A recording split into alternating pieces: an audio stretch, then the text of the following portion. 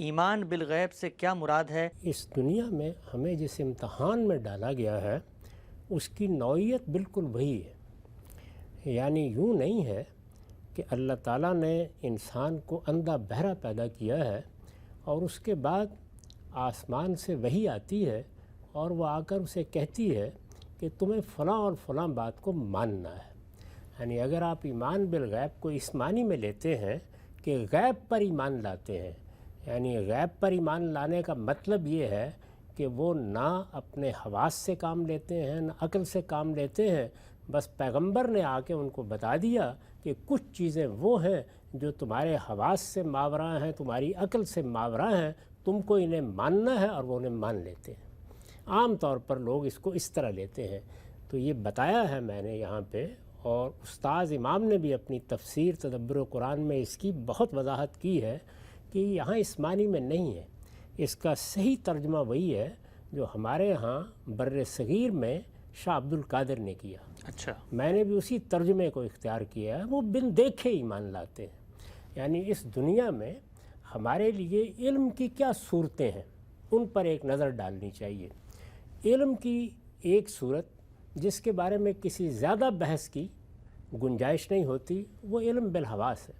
یعنی اللہ تعالیٰ نے ہمیں آنکھیں دی ہیں، کان دیے ہیں، چھونے کے لیے ہاتھ دیے ہیں، بہت سی چیزیں ہیں کہ جن تک ہماری رسائی اس لحاظ سے براہ راست ہو جاتی ہے. یہ جو سائنسی علوم ہیں ان کی ایجادات سے کیا ہوا ہے، ہمارے حواس کی قوت بہت بڑھ گئی ہے. یعنی ہمارے کان ایک خاص حد تک سنتے تھے، اب ہم بہت دور کی آوازیں سن لیتے ہیں. ہماری آنکھیں ایک خاص حد تک دیکھتی تھیں، اب ہم نوری سالوں کے فاصلے پر دیکھنے کے قابل ہو گئے ہیں. تو ہمارے حواس کی قوت بہت بڑھ گئی ہے، اور اس قوت کو بڑھانے کا باعث کیا چیز بنی ہے؟ یعنی یوں نہیں ہے کہ انسان کے اندر کوئی تبدیلی آ گئی ہے، آلات ایجاد کر لیے گئے ہیں. یعنی وہ ذرائع پیدا ہو گئے ہیں کہ جن سے ہم اپنی رسائی بہت دور تک بڑھا لیتے ہیں. اصل کے لحاظ سے دیکھا جائے تو وہی علم بالحواس ہے. یعنی ہمیں جو چیزیں اللہ تعالیٰ نے عطا فرمائی ہیں اور قرآن میں اس کو بڑی نعمت قرار دیا ہے، یہ ہماری آنکھیں، یہ ہمارے کان، یہ ہماری سوچنے سمجھنے اور چیزوں کو اخذ کرنے کی صلاحیت. تو اگر آپ غور کریں تو اس کو ایک لفظ میں اس طرح ادا کیا جا سکتا ہے کہ ہمارے علم کا بہت بڑا حصہ ہمارے تجربے اور مشاہدے پر مبنی ہے. یعنی ہم چیزوں کو مشاہدے میں لاتے ہیں، جب وہ ہمارے مشاہدے میں آ جاتی ہیں اور پھر بار بار تجربے سے گزرتی ہیں تو وہ ہمارا علم بن جاتی ہیں. اسی کو آپ آگے بڑھ کے یوں کہتے ہیں کہ جب کچھ چیزیں ہمارے تجربے میں بار بار آتی ہیں تو پھر استقراء کے نتیجے میں، انڈکشن کے نتیجے میں وہ عالمگیر صداقتیں بھی بن جاتی ہیں. یعنی ایسا نہیں ہوتا کہ میں سارے کووں کو دیکھنے کے لیے جاؤں کہ ان کا رنگ کیا ہے، یا میں ساری دنیا میں پھروں اور پھر مجھ پر یہ بات واضح ہو کہ ایک ایک جگہ میں نے پانی گرا کر دیکھ لیا ہے، پانی ہمیشہ نشیب کی طرف بہتا ہے. یہ تجربہ جب 10 جگہوں پر ہو جاتا ہے تو ایک علمی حقیقت بن جاتا ہے، اور پھر ہم اس کو علم کے طور پر بیان بھی کرتے ہیں اور آگے اس کی تعلیم بھی دیتے ہیں. تو ہمارے علم کا ایک بڑا ماخذ تجربہ اور مشاہدہ ہے. اب تجربے اور مشاہدے میں جو چیزیں آتی ہیں وہ بالکل واضح ہے کہ ہمارے سامنے اگر اصلاً دیکھا جائے تو وہ مادی چیزیں، یعنی اپنی حقیقت کے اعتبار سے وہ مادی چیزیں ہیں. یعنی مادہ اپنی مختلف صورتوں میں تجربے اور مشاہدے کی گرفت میں آ جاتا ہے. میرا اپنا وجود آ جاتا ہے اس لیے کہ وہ بھی مادی ہے، یہ کائنات آ جاتی ہے اس لیے کہ یہ بھی مادی ہے. اس مادے کے اندر اترنے کی صلاحیت بھی ہم نے پیدا کر لی ہے، چنانچہ ذروں کا دل بھی ہم چیر کے دیکھ لینے ہیں. اسی طرح کا معاملہ اوپر کی دنیا کے ساتھ بھی ہو رہا ہے. وہ ایک مادی دنیا ہے جو بہت وسعتوں میں پھیلی ہوئی ہے، یہاں تک کہ اب ہمارے پیمانے عاجز آ چکے ہیں اور ہم نوری سالوں میں اس کی پیمائش کرتے ہیں. یہ صورتحال بھی ایک حد تک ہماری گرفت میں ہے کہ بہرحال آلات کی مدد سے ہم کہیں نہ کہیں پہنچ جاتے ہیں، اور اس طریقے سے وہ بھی ہمارے تجربے اور مشاہدے میں آ جاتی ہے. کیا تجربے اور مشاہدے سے ماورا بھی کوئی دنیا ہے؟ تو اگر ماورا کوئی دنیا ہے تو اس تک رسائی کا ذریعہ کیا ہے؟ تو اگر آپ غور کریں تو اس تک رسائی کا ذریعہ انسان کے پاس عقلی ہے. یعنی عقل کیا کرتی ہے؟ وہ یہ کرتی ہے کہ جو کچھ ہمارے تجربے اور مشاہدے میں آتا ہے اس کے لوازم کا ادراک کرنا شروع کر دیتی ہے. یعنی اگر یہ بات ہے اور ہم اس کو دیکھ رہے ہیں تو اس کے لازمی نتیجے کے طور پر یہ بھی ہونا چاہیے. مثلا یہ گویا کسی چیز کا تجزیہ ہے جو ہم جب آخری درجے میں کرتے ہیں تو پھر ہونا چاہیے کا ایک نتیجہ نکال لیتے ہیں. جیسے ایک بڑی مشہور مثال ہے کہ نیوٹن نے سیب کو نیچے گرتے ہوئے دیکھا تو توجہ ہوئی کہ چیزیں نیچے کی جانب گرتی ہیں. احساس ہوا کہ ہم اوپر کی طرف جاتے ہیں تو یہ ایک مشکل ہوتی ہے، ہم نیچے اتر رہے ہوتے ہیں تو اس میں آسانی ہوتی ہے. تو یہ چیزوں کا نیچے کی طرف گرنا یہ ظاہر ہے کہ تجربہ بھی ہے اور مشاہدہ بھی ہے. اب اس سے ایک نتیجہ نکالا گیا کہ کوئی قوت ہے جو اس کو کھینچتی ہے. اب ظاہر ہے کہ وہ قوت کوئی اساطیری قوت بھی ہو سکتی ہے، آپ عقلی لحاظ سے کوئی اندازہ بھی کر سکتے ہیں، لیکن یہ سب کچھ تو جواب ہے، وہ صحیح بھی ہو سکتا ہے غلط بھی ہو سکتا ہے. یہ سوال عقل نے پیدا کر دیا ہے کہ کوئی قوت ہونی چاہیے جو چیزوں کو نیچے کی جانب کھینچے. قوت ہونی چاہیے، عقل ہمیشہ یہیں تک پہنچاتی ہے. یہ اس کے بس میں نہیں ہوتا کہ وہ آگے بڑھ کر تجربے اور مشاہدے کی جگہ لے لے.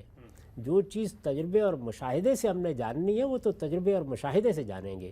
کوئی چیز عین الیقین بنے گی تو وہ ہمارے تجربے اور مشاہدے میں آنے کے بعد ہی بنے گی، لیکن اس جگہ ہمیں عقل پہنچا دیتی ہے. اگر آپ غور کریں تو ہمارے جتنے مفروضے بنتے ہیں جن کی پھر ہم تحقیق کرتے ہیں، اسی طرح سے جتنے ہم نتائج نکالتے ہیں، جتنی چیزوں کو ہم اکٹھا کر کے ان کا کوئی نتیجہ اخذ کر لیتے ہیں، وہ سب ایک عقلی عمل ہوتا ہے. تو اس دنیا سے ماوراء جو کچھ بھی ہے اس کا تصور کرنے کے لیے عقل دنیا کا تجربہ کرتی ہے، مشاہدات سے گزرتی ہے. تجربات اور مشاہدات کی بنیاد پر اس دنیا میں جو کچھ ہمارے تجربے اور مشاہدے میں آ رہا ہے اس کی بنیاد پر ایک رائے قائم کرتی ہے، پھر اس کے عقلی نتائج بتاتی ہے. تو یہ عقلی نتائج ہیں جن کو انفرنس یا استنباط کہا جاتا ہے. یہ عقلی نتائج یہ ہے در حقیقت جو مذہبیات کی بنیاد بنتے ہیں. یعنی جس طریقے سے اچھے فلسفے میں ہمیں توجہ دلائی جاتی ہے کہ ہم اپنے احوال کا اس مادی دنیا کا تجربہ اور مشاہدہ کرنے کے بعد عقلی نتائج نکالیں. وہ عقلی نتائج ہیں جن کی بنیاد پر اچھا فلسفہ وجود میں آتا ہے. ہم اپنی سماجی حالت کا مطالعہ کرتے ہیں تو اس سے کچھ نتیجے نکالتے ہیں. انسانوں کے سیاسی تعامل کا مطالعہ کرتے ہیں، اس سے کچھ نتیجے نکالتے ہیں. یہ دیکھ لیجئے نا کہ سیاسی تعامل کا مطالعہ کر کے ہی ہمیں یہ اندازہ ہوا کہ کس طرح سے ایک سیاسی نظم انسان کی ضرورت بن جاتا ہے، کس طرح وہ فطرت کا تقاضا بن جاتا ہے. پھر اس کے لحاظ سے ہمیں کس طرح ایک نظم کی ضرورت پڑ جاتی ہے، پھر اس نظم کے لیے ہمیں ایک حکمران کی ضرورت پڑ جاتی ہے. اسی طرح سماجی معاملات کا بھی ہم جائزہ لیتے ہیں کہ یہ مرد ہے، یہ عورت ہے، ان کے درمیان یہ تعلق پیدا ہو رہا ہے، اس تعلق کے نتیجے میں اولاد ہوتی ہے. تو ہم اس سے پھر انفر کرتے ہیں کہ کوئی نظم ہونا چاہیے جو اس سارے معاملے کو اصول میں تقسیم کر دے. یہ جو آپ نے سائنس میں دیکھا کچھ قوانین دریافت کر لیے جاتے ہیں، تو قوانین تو تجربے اور مشاہدے میں نہیں آتے. قوانین عقلی دریافت کرتی ہے، یعنی وہ دیکھتی ہے کہ چیزیں ایک طریقے سے علت و معلول کے رشتے میں نتیجہ خیز ہو رہی ہیں، اور ان کی نتیجہ خیزی کو سامنے رکھ کر وہ یہ نتیجہ نکال لیتی ہے کہ یہ اصل میں اس قانون کے مطابق کام کر رہی ہیں. تو پھر آپ دیکھتے ہیں کہ وہ سائنس کے قوانین بن جاتے ہیں. یہ عقلی استنباط ہے. تو عقلی استنباط ہے جس کو اللہ تعالیٰ بھی انسان کو اپنے وجود سے متعارف کرانے کے لیے استعمال کرتے ہیں. قرآن مجید میں جب استدلال کیا گیا ہے تو اس کائنات کے مشاہدات ہی کی طرف توجہ دلائی گئی ہے. یعنی زمین کو دیکھو، آسمان کو دیکھو، یہ تمہارے سامنے اونٹ کھڑا ہے، اس کو دیکھو، ان پہاڑوں کو دیکھو، یہ دیکھو کہ سمندر میں لہریں اٹھ رہی ہیں، یہ دیکھو کہ کشتی چل رہی ہے. تو یہ کیا ہے؟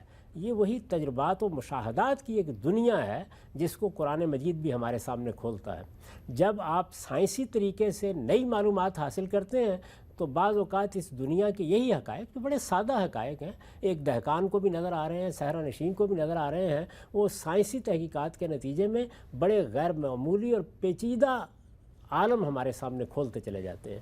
تو یہ دنیا ہے جس کا مشاہدہ کرنے کے بعد، تجربہ کرنے کے بعد پھر توجہ دلائی جاتی ہے کہ ذرا دیکھو کہ کیا یہ آپ سے آپ بن گئی ہے. اب ظاہر ہے کہ ایک سوال ہے سامنے رکھا جاتا ہے. تو کس کو کہتے ہیں دیکھو؟ عقل کو کہتے ہیں کہ دیکھو. یعنی جہاں تک میرا تعلق ہے میں تو اشیائی کو دیکھوں گا، لیکن پھر میرے اندر جو اللہ تعالیٰ نے عقل رکھی ہے اس کو سامنے رکھ کر یہ سوال کیا جاتا ہے کہ ہم خلقوا من غیر شیء، کیا یہ ایسے ہی بن گئے ہیں؟ ام ہم الخالقون۔ اچھا دوسرا سوال یہ ہو سکتا ہے کہ نہیں، اس دنیا کے اندر ایک باشعور ہستی انسان ہے، یہ یہاں پر صدیوں سے موجود ہے، بلکہ ہزاروں سالوں سے موجود ہے، تو کیا بعید ہے پیچھے مڑ کے دیکھیں کہ ہم نے ہی یہ دنیا بنا ڈالی ہو؟ تو قرآن نے دونوں سوالات سامنے رکھ کر اس کو ایک سوالیہ نشان کے ساتھ چھوڑ دیا۔ یعنی غور کرو اس بات کے اوپر کہ یہ دنیا جس کو تم دیکھ رہے ہو، یہ مادہ جسے تم دیکھ رہے ہو، یہ نفس جس کی کار فرمائیاں دیکھ رہے ہو، یہ تمہارے مشاہدے میں آ رہا ہے، تو یہ خیال کرو کہ یہ سب کیا ہے؟ یعنی کیا یہ آپ سے آپ وجود میں آ سکتا ہے، اور کیا یہ خود اپنا خالق ہو سکتا ہے؟ تو دونوں سوال سامنے رکھ دیے، اس کا نتیجہ نکالنا ہے۔ کون نتیجہ نکالے گا؟ عقل نکالے گی۔ تو عقلی استدلال پر مذہب کے تمام استدلال کی بنا رکھی گئی ہے۔ یہ عقلی استدلال آپ کو کہاں پہنچاتا ہے؟ یہ یہاں پہنچاتا ہے کہ ایک عاقل انسان کو ہر چیز کو دیکھنے کا تقاضا نہیں کرنا چاہیے۔ دیکھ کر تو بیل بھی مان لیتے ہیں۔ انسان کا کام یہ ہے کہ وہ سائنس کے قوانین دریافت کرے، وہ فلسفے کے نتائج نکالے، وہ سماج کا مطالعہ کر کے اس کے قوانین دریافت کرے، وہ سیاسی عمل کے قوانین دریافت کرے۔ یہ ساری چیزیں کیسے دریافت ہوتی ہیں؟ تجربے اور مشاہدے کے ماورا دیکھنے سے۔ اور اس میں جو نتیجہ نکلتا ہے وہ یہ ہوتا ہے کہ ایسا ہونا چاہیے۔ بس مذہبیات میں ہوتا کیا ہے کہ ہونا چاہیے تک آپ کو عقل لے جاتی ہے، یہ ہے۔ اس کا جواب پھر انبیاء علیہم السلام دیتے ہیں۔ اس کو قرآن مجید کہتا ہے ایمان بالغیب، یعنی اس چیز پہ اصرار نہ کرو کہ دیکھیں گے تو مانیں گے۔ یہاں چونکہ یہود کو سامنے رکھ کر بات کی جا رہی ہے، تو یہ معلوم ہے کہ جب موسیٰ علیہ السلام نے اپنی قوم کو چاہا تو ان کے اندر سے کچھ لوگ اٹھ کھڑے ہوئے۔ ایسا نہیں کہ پوری قوم نے یہ سوال کیا تھا، کچھ لوگوں نے یہ کہا کہ ارے اللہ جہرا، ہمیں آپ اللہ کو دکھائیے، اس کے بعد مانیں گے۔ تو یہ بتایا گیا کہ یہ ممکن نہیں ہے۔ تمہیں جس امتحان میں ڈالا گیا ہے وہ عقل کا امتحان ہے، تم نے ماورا میں دیکھنا ہے۔ پیغمبروں نے تمہارے سامنے ایک نتیجہ رکھ دیا ہے، تمہیں اب یہ تجزیہ کر کے دیکھنا ہے کہ کیا یہ نتیجہ تمہارے تجربے اور مشاہدے کے نتائج سے موافقت رکھتا ہے، کیا یہ تمہارے ہونا چاہیے کو ہے میں بدل رہا ہے۔ تو یہ قرآن مجید کا استدلال ہے۔ اس استدلال کو سامنے رکھ کر قرآن ایمان بالغیب کی تعبیر اختیار کرتا ہے۔